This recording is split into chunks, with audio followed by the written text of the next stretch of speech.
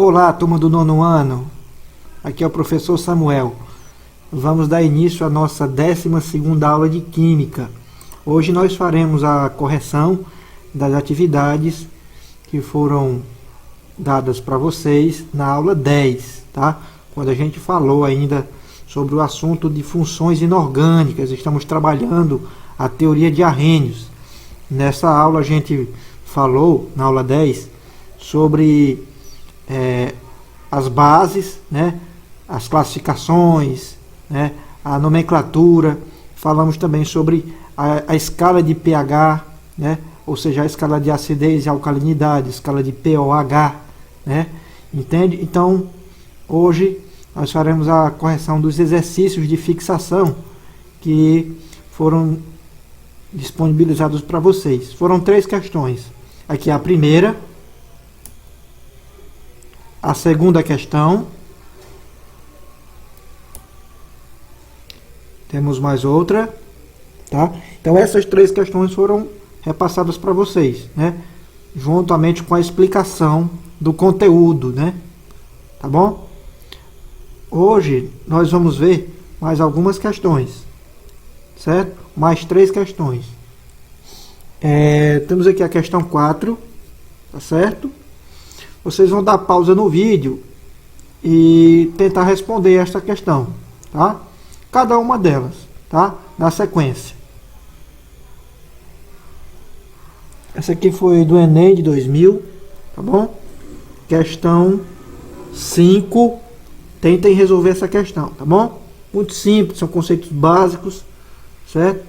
Triviais. E vamos para a última questão dessa aula, tá? Questão 6 aí, para vocês. Tá bom? Então, tenta resolver e daqui a pouco a gente continua. Bom, pessoal, vamos fazer a correção da atividade, tá? Vamos aqui para a questão 1.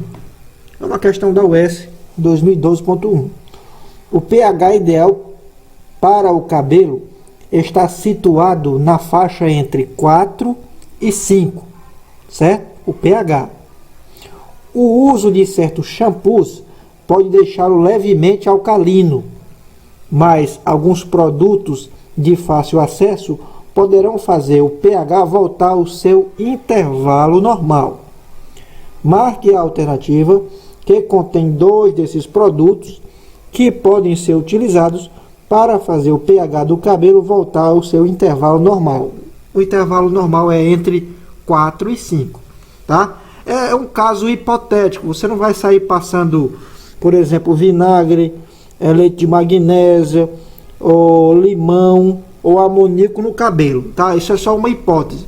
Caso você, talvez, utilize shampoos que deixem seu cabelo levemente alcalino, existem alguns produtos que podem realmente voltar o pH do cabelo para o intervalo normal, que é entre 4 e 5, tá? Então aí você utilizaria um meio neutralizador para que o teu cabelo pudesse ficar com o pH ideal. Alguns shampoos já têm o pH ideal, tá? Outros nem tanto, certo? Então aqui o que a gente marcaria na alternativa A: leite de magnésia e vinagre. Na alternativa B, vinagre e amoníaco. C, limão e leite de magnésia. D, vinagre e limão. Então, se o cabelo ele fica levemente alcalino, ou seja, fica com caráter básico, o que é que vai neutralizar essa alcalinidade, essa basicidade? Ou seja, é um meio ácido. Então a gente tem que procurar uma alternativa aí que tenha somente substâncias alcalinas, básicas, tá certo? Então vamos lá, vamos analisar aqui. Leite de magnésia e vinagre. Leite de magnésia, pessoal, iria deixar o cabelo mais alcalino, tá? Então não pode ser marcado a alternativa A. O vinagre, por sua vez, é ácido, né? É o ácido etanóico, é o ácido carboxílico, né? É o ácido acético, o vinagre, tá? Então a gente então marcaria o item A porque o leite de magnésia é básico, né? B, vinagre e amoníaco. Amoníaco, pessoal, é hidróxido de amônio, NH4OH, ou seja, é uma base, mesmo que seja uma base instável, tá? Mas o amoníaco, ele é proveniente da adição de amônia, né, em água. Não? Colocando amônia em água vai formar uma base, o amoníaco, NH4. Então, a gente não marca a alternativa B, porque o amoníaco é uma base, tá? Alternativa C, limão e leite de magnésio. Eu já disse, limão, né, é ácido, mas o leite de magnésia não. Limão contém ácido cítrico, tá bom? Alternativa D, vinagre e limão. Ou seja, vinagre, ácido acético, e limão contém ácido cítrico. Correto. Então, isso aí equilibraria o pH do cabelo, tá? Então, a alternativa correta, D. Então, marca D de dado, tá certo? Vamos para a próxima questão. Também foi da UES. Essa aqui foi 2012.2. O gás carbônico, descoberto por Joseph Black, é um dos vilões do efeito estufa, mas é essencial para a fotossíntese, tanto nas plantas como nas algas, tá? Assinale a única opção verdadeira referente às propriedades de uma solução saturada de gás carbônico em água a 27 graus Celsius. Então, você tem, por exemplo, uma solução aquosa, ou seja, água, e dentro dessa solução você adiciona gás carbônico, CO2, certo? Gás carbônico é um óxido, certo? Dióxido de carbono. É um óxido ácido, pois é formado por um ametal, no caso seria o carbono, e um ametal, certo? E que é o oxigênio, ou seja, é um ametal ligado ao oxigênio. Então, é a formação de um óxido ácido. Quando você adiciona um óxido ácido em água, vai formar um ácido. Então, o ácido que seria formado a partir da adição de dióxido de carbono em água seria o ácido carbônico, tá? Então, ácido carbônico em água, ele sofreria ionização. E assim, esse processo exotérmico liberaria calor, fazendo com que essa solução de ácido mais água pudesse gerar uma corrente elétrica, ou seja, pudesse ser um condutor de eletricidade, tá certo? Então vamos ver. Será que o item E? Será que uma solução saturada de gás carbônico não conduz corrente elétrica e tem POH maior que 7? B. Conduz corrente elétrica e tem POH menor que 7? C. Não conduz corrente elétrica e tem POH menor que 7. Ou D. Conduz corrente elétrica e tem POH maior que 7. Preste atenção. O ácido carbônico, formado a partir da adição de dióxido de carbono em água, ele tem caráter ácido. Portanto, o pH, está falando do pH, certo? Ele ficaria entre 0 e 7, certo? O pH. No entanto, o POH ficaria entre 7 e 14, tá? Então, como essa solução vai conduzir corrente elétrica, então a gente descarta a alternativa A e a alternativa C. Aqui na alternativa A está dizendo que não conduz corrente elétrica, e na C também. Então a gente já tira o item A e o item C. O que diz o item B? Conduz corrente elétrica. Correto, até aí tudo bem. E tem POH menor que 7. Ora, o POH, certo? De ácido carbônico ou simplesmente de gás carbônico adicionado em água, ele fica aqui, ó, porque é um meio ácido, né? É um meio ácido, então o POH vai ficar entre 7 e 14. então não tem pOH menor que 7. E sim tem o pOH maior do que 7. Porque fica nessa faixa, ó, entre 7 e 14. Então, resposta correta, a alternativa D. Inclusive, a gente sabe que todas as soluções de ácido, né, e em água que sofrem ionização liberam calor e conduzem corrente elétrica, tá? Bem como as bases, quando são adicionadas em água, sofrem dissociação. Então, solução iônica, né, vai gerar corrente elétrica e conduzir eletricidade e calor, tá certo? Bom, pessoal, vamos para a terceira questão. Atente às seguintes proposições. 1. Eletrólise é um processo não espontâneo que consome energia externa fornecida por um gerador. Será que isso é verdade? 2. A pilha se esgota quando entra em equilíbrio e não quando alguns dos seus reagentes se esgotam. Considerando as proposições acima, é correto afirmar que A. 1 é falsa e 2 é verdadeira. B. 2 é falsa e 1 é verdadeira. C. Ambas são falsas. Ou D. Ambas são verdadeiras. E aí, pessoal, vamos analisar. Eletrólise é um processo não espontâneo que consome energia fornecida por um gerador. Isso é verdade, porque a eletrólise é um processo químico onde vai necessitar da corrente elétrica fornecida por um gerador para que a água, certo? Que é o solvente que vai ser utilizado nessa reação, vai ser adicionado uma determinada quantidade de ácido ou uma base, tá? Para que assim, nesse processo, onde a corrente elétrica vai quebrar as moléculas, né?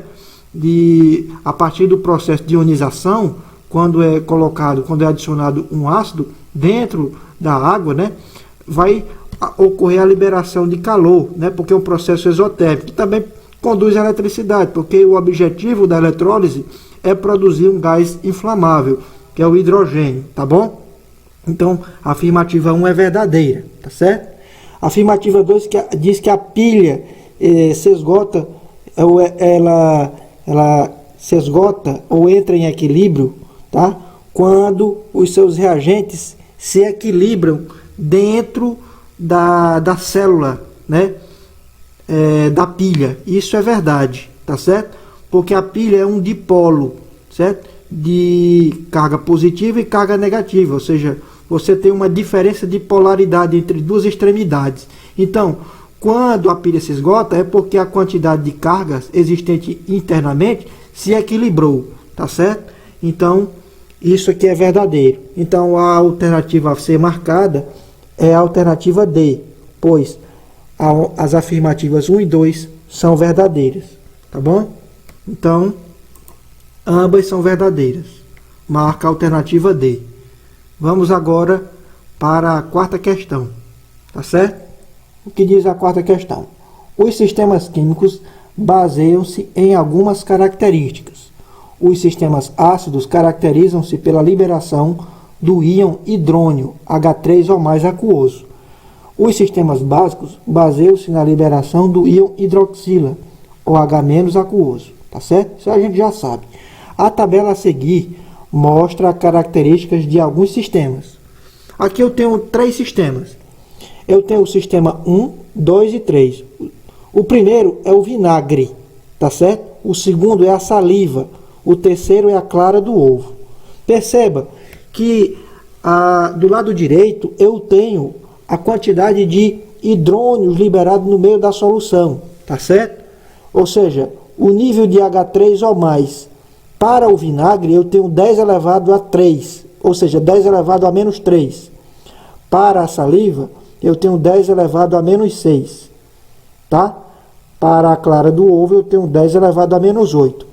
Depois a gente vai ver na sequência que o número do expoente ele vai equivaler justamente ao número indicado na escala de pH, tá certo? Vamos ver na sequência o que diz aqui o restante do enunciado. Considerando os sistemas citados 100% ionizados, ou seja, quando são adicionados em água, tá bom? Julgue os itens abaixo. 0. Todos os sistemas são formados por substâncias ácidas. Pessoal, vamos analisar cada sistema, tá? Vamos analisar cada um desses sistemas. O vinagre, a saliva e a clara do ovo. Vamos verificar quais são os que são falsos e os que são verdadeiros, tá? O item 0 está dizendo que todos os sistemas são formados por substâncias ácidas. Será que isso é verdade?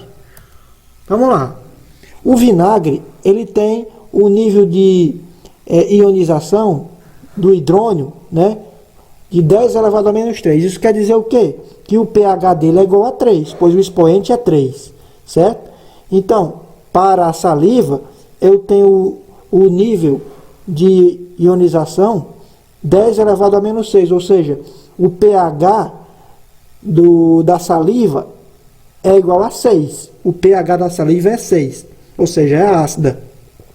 Para a clara do ovo, eu já tenho diferente, ó, né? O pH já é 8, ou seja, acima de 7, o pH é básico. Então, a clara do ovo, ela tem um pH básico, certo? Um pH alcalino, tá? Que é 10 elevado a 8, o nível de hidrônio é H3 ou mais, então o pH da clara do ovo é 8, tá? Então isso quer dizer o quê? Que nem todos os sistemas são formados por substâncias ácidas. Então o item 0 é falso, tá bom? O item 0 é falso. Vamos para o item 1. O item 1 está dizendo, o pOH da saliva é igual a 6. Será que isso é verdade? Será que o pOH da saliva é 6?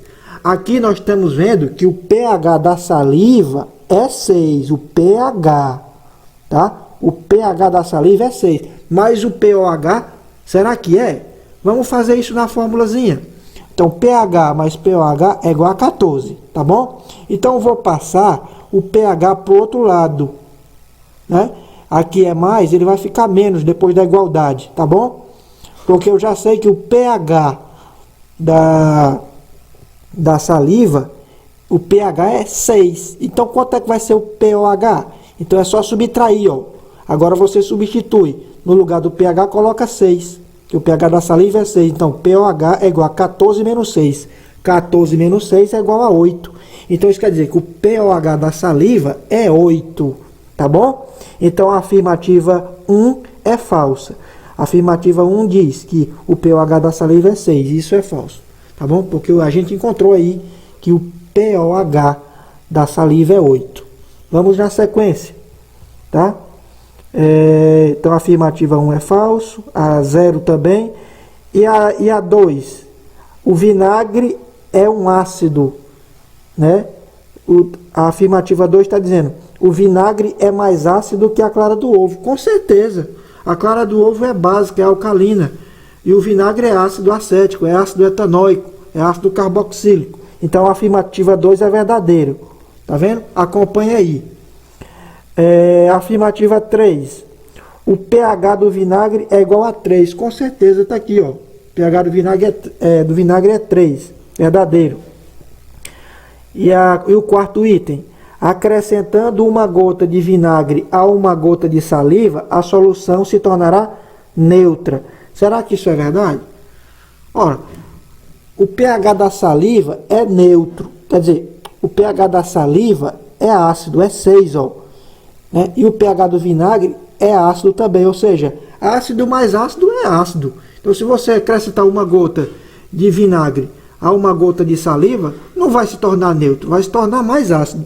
Então, a afirmativa 4 é falso, tá bom? Então, marca aí direitinho. Afirmativa 4 é falso. Vamos agora para a quinta questão, penúltima questão. O suco extraído do repolho roxo pode ser utilizado como indicador de caráter ácido, pH entre 0 e 7, ou básico, pH entre 7 e 14, de diferentes soluções, tá? misturando-se um pouco de suco de repolho e da solução, a mistura passará a apresentar diferentes cores, segundo sua natureza ácida ou básica, de acordo com a escala abaixo, tá? Então, você tem, por exemplo, uma determinada substância, né, que você vai verificar através da escala, certo? Fornecida a partir do indicador. O indicador ou de pH ou de pOH, nesse caso a ser utilizado, é o suco do repolho roxo, tá certo? Então, se você tiver, por exemplo, uma substância que, ao ser colocada em meio a esse indicador, se a cor, por exemplo, tiver entre vermelho, é porque a escala de pH vai ficar entre 1, 2 e 3. Ou seja, se a escala de pH indicar nível 1, 2 e 3, os valores 1, 2 e 3, é porque a cor será vermelha, tá? Se a substância indicar a cor rosa, é porque a escala de pH demarcou entre 4, 5 e 6, tá bom? E no caso, se a substância demarcou na tabela de pH um valor básico, né, ou neutro, né, no caso aqui 7 é neutro, né, e 8 é básico. Se indicou esses valores, 7 e 8, a cor é roxo, tá? O indicador já demonstra a cor roxa, tá? Então, se der um pH igual a 10, ou seja, alcalino, essa cor já passa para azul, tá bom? Se der a cor verde, é porque a escala de pH está indicando o valor equivalente a 12, né? E se der um valor igual a 14, então você já tem uma cor amarela para o indicador. Então, algumas soluções foram testadas com esse indicador, produzindo os seguintes resultados. Por exemplo, se você tiver amoníaco, certo? E você utilizar como indicador para identificar o pH do amoníaco, ele vai ter a cor verde. Vamos ver onde é que vai estar a cor verde. A cor verde está aqui, ó, entre 11 e 13. Isso quer dizer que o amoníaco é básico, né? Ele tem um caráter básico, ou seja, sua alcalinidade, sua basicidade está entre 11 e 13, pois a cor do amoníaco, a partir do indicador de repolho roxo, o amoníaco indicou a cor verde, tá? O leite de magnésia, por exemplo, aqui, ó, ele indicou a cor azul, né? Então, a cor azul, o pH está entre 9 e 11. Então, entre 9 e 11, você tem um caráter básico, ó. 9 e 11, você tem um caráter básico. Então, isso quer dizer o quê? Que o leite de magnésia vai ter a cor azul, certo? Quando é colocado a partir de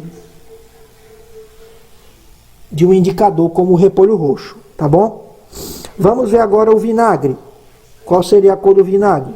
Olhando para a tabela, está dizendo que seria vermelho. Então, o pH do vinagre ficaria aqui, ó, bem ácido, né? Entre 1 e 3. Aqui, ó, a gente já sabe que o pH do vinagre é 3, né? Que a gente já viu na questão anterior. Mas a cor dele, a partir do indicador de repolho roxo, seria justamente o quê? A cor do vinagre ficaria vermelho, tá bom? E o leite de vaca, ele ficaria com a cor rosa. Então isso quer dizer o quê? Que o pH do leite de vaca ficaria entre 4, 5 e 6. Ou seja, ficaria entre 4 a 6. Por isso indicaria a cor rosa. Então, a partir dessas informações, nós vamos ter o quê? De acordo com esses resultados, as soluções 1, 2, 3 e 4 têm respectivamente caráter. Ó, a gente já viu, já analisamos minuciosamente cada uma das afirmativas, né? Amoníaco é básico, leite de magnésia é básico, vinagre é ácido e leite de vaca é ácido. Ou seja, a alternativa a se marcar é o item E, tá bom? Resposta correta da questão é a alternativa E. Vamos para a última questão. Questão 6. Suponha que um agricultor esteja interessado em fazer uma plantação de girassóis. Procurando informação, leu a seguinte reportagem.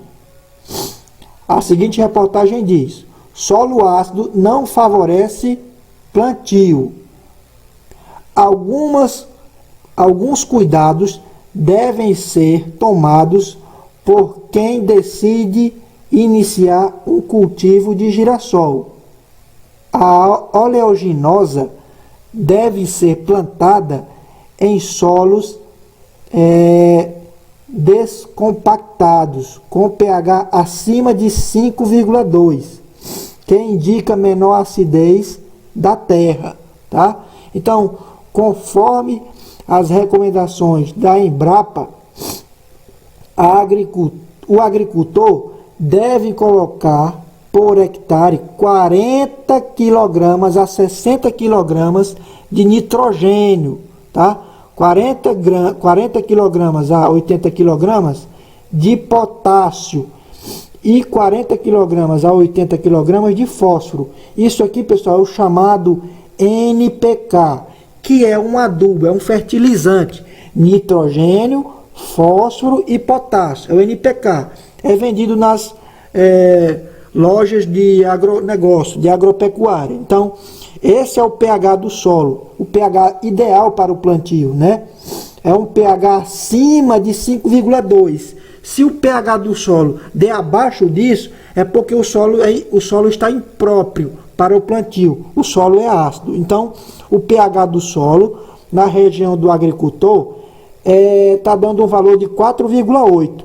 Dessa forma, o agricultor deve fazer a calagem. Esse é o processo de adubação do solo com matéria NPK, né? Esse composto, para tornar o solo menos ácido, tá certo? Essa reportagem foi da Folha de São Paulo em 1996. Então, suponha que o agricultor vá fazer a calagem, ou seja, o aumento do pH no solo por adição de cal virgem. Ele vai colocar óxido de cálcio, certo? A cal, certo? De maneira simplificada, a diminuição da acidez se dá pela interação da cal, CaO, né, esse óxido, com a água presente no solo, gerando hidróxido de cálcio. Então, quando você adiciona cal em água, você vai gerar o hidróxido de cálcio, né? Que é a cal hidratada, ou cal apagada, o CaOH2, né? Então, esse hidróxido de cálcio, ele vai reagir com os íons H+, dos ácidos, né? Dentro do solo, né?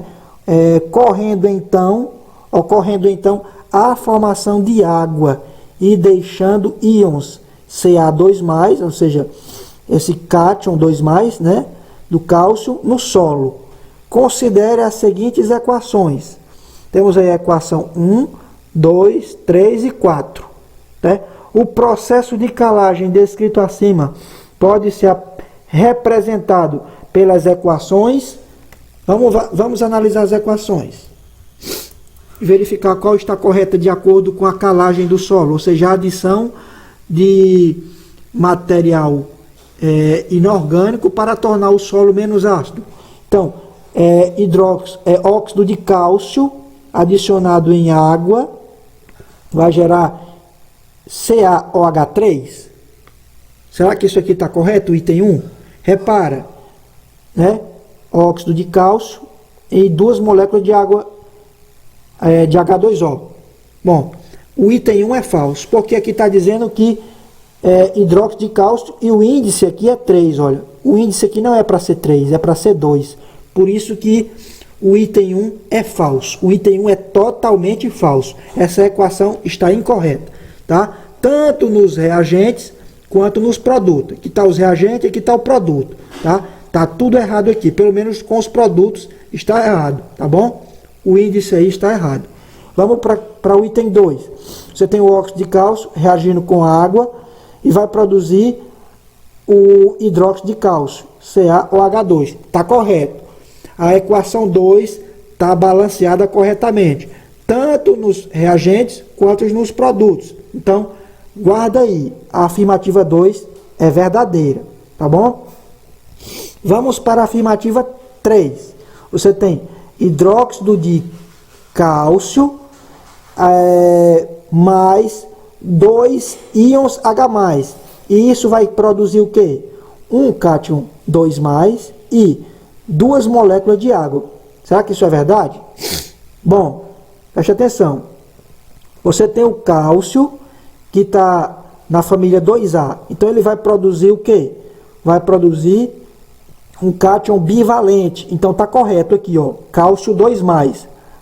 Tá bom? E você sobrou aqui, por exemplo, OH2, ou seja, você tem 2 oxigênio e 2 hidrogênios. 2 átomos de oxigênio e 2 átomos de hidrogênio. Até aqui tudo bem. Só que vai ser somado com 2 íons H+. Então, você vai ter 2 átomos de oxigênio e 4 átomos de hidrogênio. Então, você vai ter, nesse caso, 2 moléculas de água, ou seja, você tem 2 vezes H2 e 2 vezes oxigênio, ou seja, totalizando 4 moléculas de, quer dizer, 2 moléculas de água e 4 átomos de hidrogênio e 2 átomos de oxigênio. Então a equação 3 está correta, está devidamente balanceada. Então, tanto nos reagentes quanto nos produtos, o item 3 está correto. Então, nós marcamos a alternativa 2 e 3, certo? Estão corretos. Então, a gente marca a alternativa C. A alternativa C é a correta a se marcar. Tá bom, pessoal? Então, pessoal, por hoje é só. Vamos terminar nossa aula por aqui. Muito bem explicado. E então, até a próxima aula, quando nós falaremos sobre reações de neutralização ácido-base. Até lá. Um abraço a todos.